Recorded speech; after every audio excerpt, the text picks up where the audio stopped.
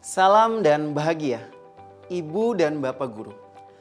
Pada materi kali ini, kita akan membahas mengenai refleksi sebagai bagian dari pembelajaran pada jenjang SD.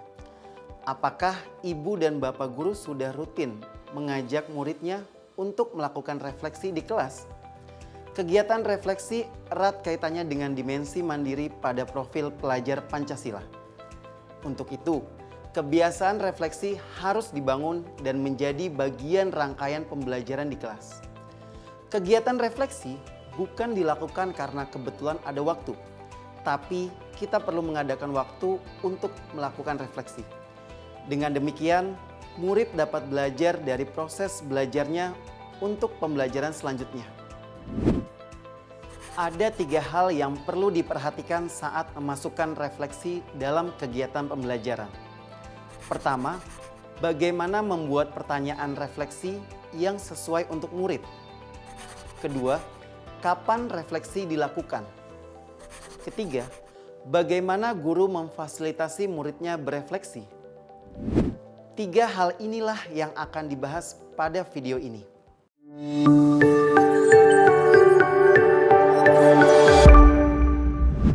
Bagaimana membuat pertanyaan refleksi yang sesuai untuk murid? Tentunya perlu disesuaikan dengan tahapan perkembangan murid kita. Pada fase A, misalnya, murid diharapkan dapat melakukan refleksi untuk mengidentifikasi kekuatan, kelemahan, dan keberhasilan dirinya. Sehingga bentuk pertanyaan bisa disesuaikan dengan kriteria ini. Pada fase A, refleksi masih berfokus pada ekspresi diri.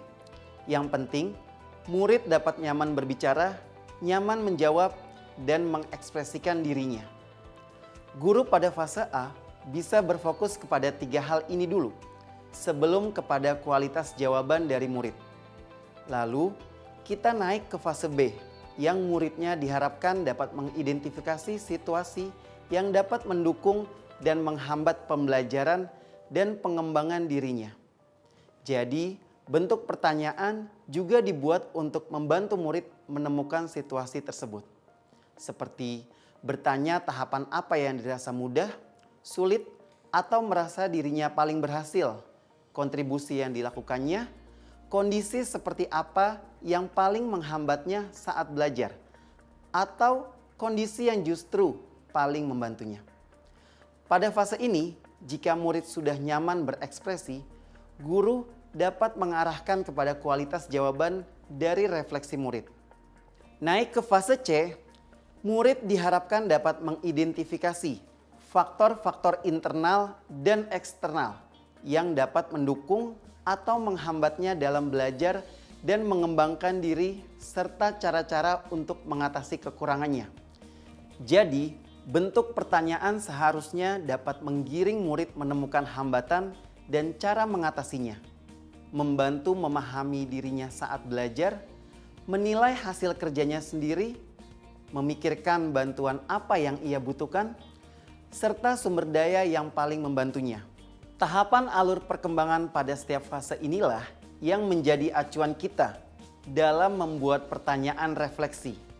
Tentunya, pertanyaan refleksi juga dapat dikaitkan dengan materi yang dipelajari di kelas.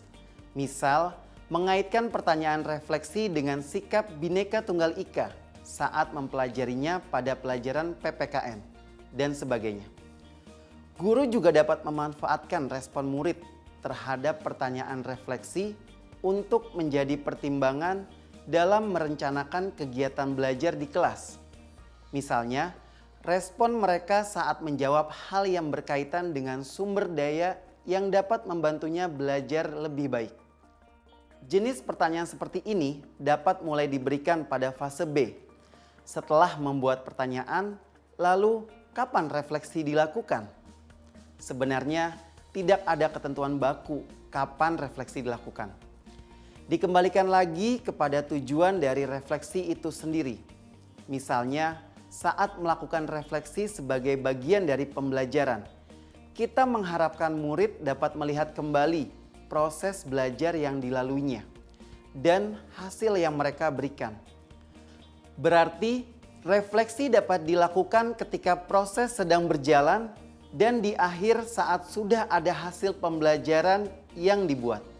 Misalnya, di akhir unit pembelajaran, setelah melakukan asesmen formatif, setelah pembagian hasil tes atau asesmen sumatif, di akhir proyek.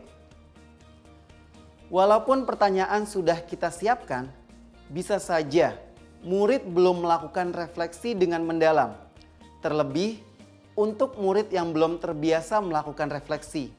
Lalu, bagaimana guru memfasilitasi muridnya yang berefleksi? Salah satu caranya bisa dengan memberikan daftar capaian-capaian yang dilalui pada serangkaian proses belajar. Dari daftar ini, murid dapat menentukan mana yang ia bisa, masih perlu belajar, paling puas dengan hasilnya, dan sebagainya. Bisa juga dengan memberikan pertanyaan tambahan yang memandu. Misalnya, ibu dan bapak guru mengajak muridnya refleksi saat membagikan hasil tes matematika. Kemudian, salah satu murid kesulitan menjawab pertanyaan refleksi mengenai hal yang mendukung dirinya dalam mengerjakan tes tersebut. Ibu dan bapak guru dapat membantu dengan memberikan pertanyaan tambahan secara lisan, seperti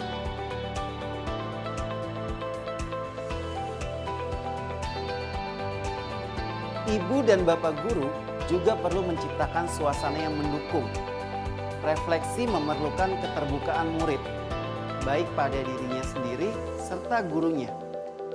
Ibu dan bapak guru masih ingat dengan posisi kontrol guru? Jika kita memerankan posisi kontrol penghukum atau pembuat rasa bersalah, akan susah membuat murid terbuka untuk refleksi.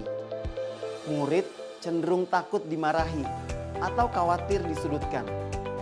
Jika ibu dan bapak guru ingat kembali topik disiplin positif, restitusi juga merupakan proses refleksi. Jadi, lingkungan belajar yang nyaman dan budaya positif disiplin penting untuk mendukung kebiasaan refleksi. Ibu dan bapak guru, sebaiknya kita tidak memaksa murid jika ia tidak mau menunjukkan hasil refleksinya. Ingat, bahwa pelaku dan konsumen utama dari proses refleksi adalah diri sendiri.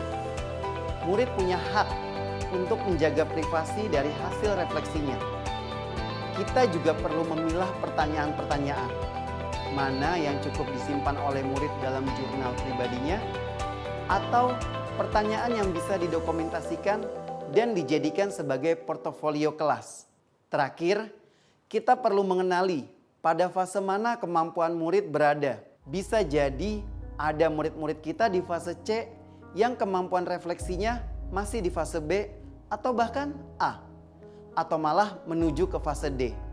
Mungkin juga murid fase A kemampuan refleksinya masih di fase PAUD.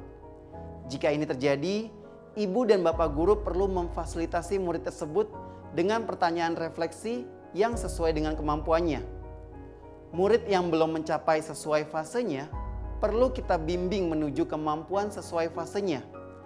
Murid yang melampaui fasenya, perlu kita fasilitasi agar tetap berkembang dan sesuai kebutuhannya. Untuk memfasilitasi murid dengan kemampuan di jenjang yang berbeda, ibu dan bapak guru dapat melihat video materi refleksi sebagai bagian dari pembelajaran di PAUD atau jenjang SMP.